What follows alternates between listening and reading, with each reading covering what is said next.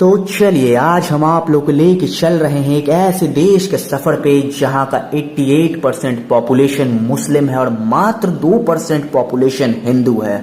लेकिन फिर भी यहाँ के मुसलमान अपने आप को अभी भी हिंदू का वंशज मानते हैं। वो भगवान राम का पूजा करते हैं। इस देश में आपको हजारों मंदिर मिलेंगे। कई मुसलमान आपको इस देश में मिलेंगे जिनका नाम राम, सीता, मोहन, गोपाल मिलेगा।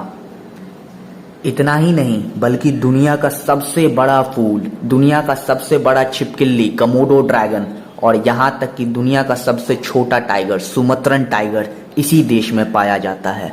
इस देश में लगभग 17,000 आइसलैंड है और इसमें से तो कई ऐसे आइसलैंड है जिस पे आज तक कोई भी इंसान नहीं गया है, क्योंकि उनका मानना है वहाँ पे भूत प्रेत और कुछ अलौकिक शक्तियाँ रहती हैं। तो चलिए हम लोग बात कर रहे हैं इंडोनेशिया का और चल के देखते हैं ये शानदार देश आखिर है कैसा।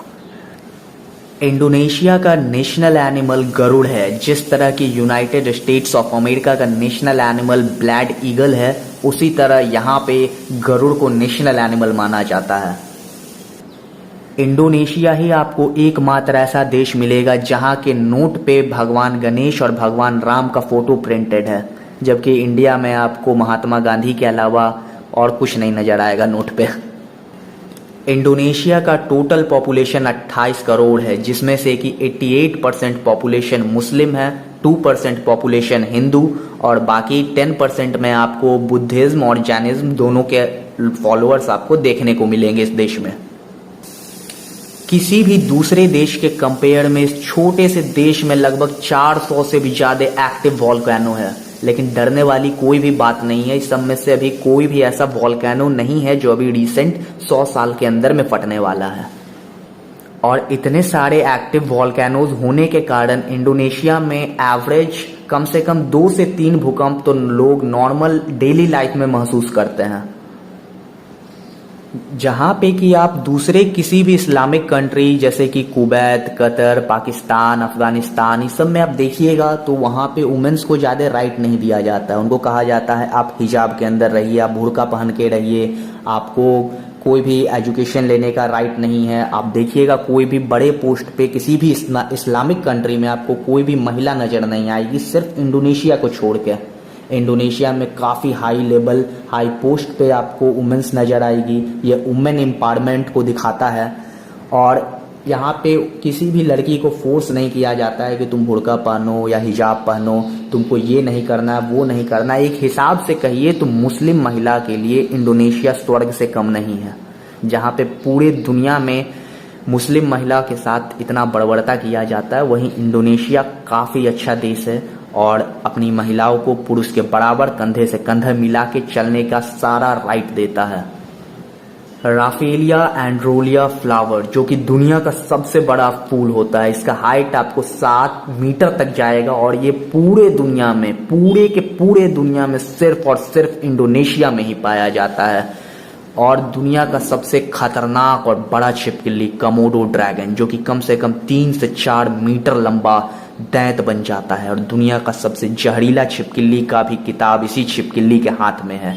इसके एक बार काटने से आपका तरफ तरफ के काफ़ी दर्दनाक मौत होगा। आपका शरीर जिंदा तो रहेगा लेकिन वो धीरे धीरे जिंदा में ही सड़ते रहेगा। और ये छिपकली भी सिर्फ और सिर्फ इसी आइसलैंड पे पाया जाता है। और वही आप अगर टाइगर का बात कीजिएगा तो दुनिया का सबसे छोटा टाइगर सुमत्रन टाइगर भी इसी देश में पाया जाता है। इंडोनेशिया का main source of income fishing है। इंडोनेशिया दुनिया भर में काफ़ी ज़्यादा फिश एक्सपोर्ट करता है।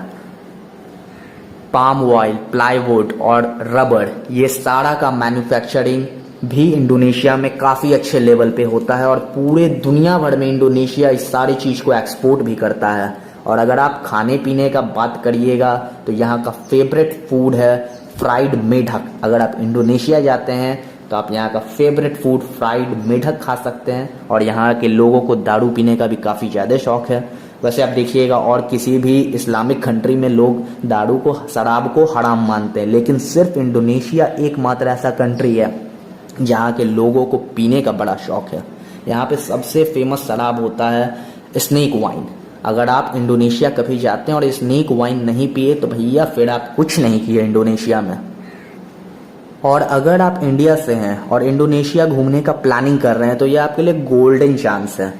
पहला बात तो अगर आप इंडिया से और इंडोनेशिया जा रहे हैं तो आपको वीज़ा का कोई ज़रूरी नहीं है। अगर आप 1 महीना के लिए जा रहे हैं तो अगर आप 1 महीना के अंदर रहिएगा इंडोनेशिया में, आपको कोई वीज़ा का कोई ज़रूरत नहीं है। और सबसे बड़ा बात कि भैया खर्चा कितना होगा, तो बस इतना सा हिसाब रखिए कि इंडिया का 1 रुपया इंडोनेशिया का 190 रुपया के बराबर है। तो भैया फुल ऑन मस्ती होगा, वो भी कम बजट में। तो अगर आप लोग कहीं जाने का सोच ही रहे हैं घूमने का, तो best option is to Indonesia.